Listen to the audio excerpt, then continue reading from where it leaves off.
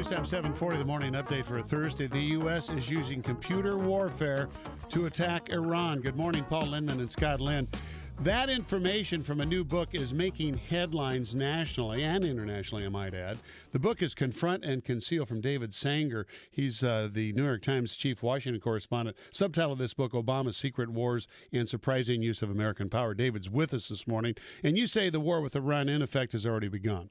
Well, I say that there is a low-level covert confrontation that's been going on for a while. And, of course, the news in the book that's made so many headlines is that it was the United States and Israel together that were behind a major 4-year-long covert operation called Olympic Games. Doesn't have very much to do with what's going to happen in London next month. It was about the cyber attacks, which began in the Bush administration, have extended now and expanded in the Obama administration on Iran's nuclear facilities.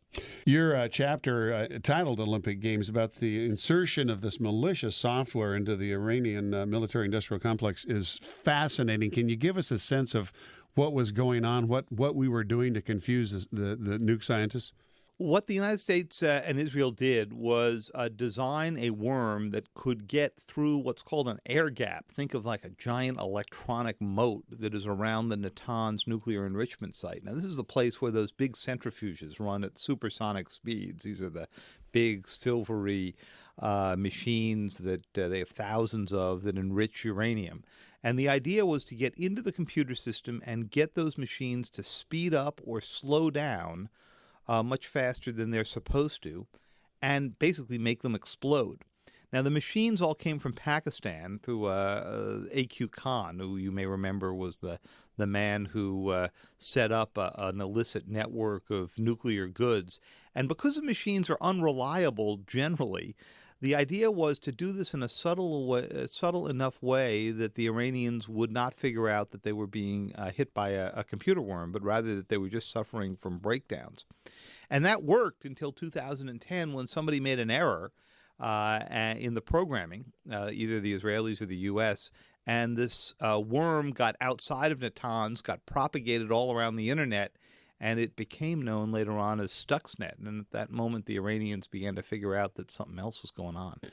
Some people are saying that this information maybe shouldn't have been made public just because it might escalate things with Iran. Have you heard from national security officials, and what are they saying? Well, I've heard a number of senators make that case. I just had a couple things to say about it. First, as I indicated, the Iranians figured out 2 years ago they were being hit by a computer worm, and they accuse the United States and Israel of doing it. This book fills in the tapestry of how the United States did this and why it did it, and it raises a very important public policy point. This wasn't just revealed for the sake of revealing it. The point is this, that everybody's got a lot of concerns about nation states or terrorists attacking the U.S. The president's made a big issue of improving our cybersecurity, certainly something we need to go do. But just as we had to have a national debate about how and when to use the atomic bomb after Hiroshima and Nagasaki, it took us 20 years to figure out the rules for that. And just as we've been debating how and when to use drones, at some point, you have to decide as a country whether we want to be using cyber weapons if we are also the most vulnerable country to counterattack. So I try to be very careful, and as the Times always does, we went to the government officials and explained to them what we had and said, if you have national security concerns, let us know. And they had some small technical concerns of issues that they didn't want aired, and we withheld those.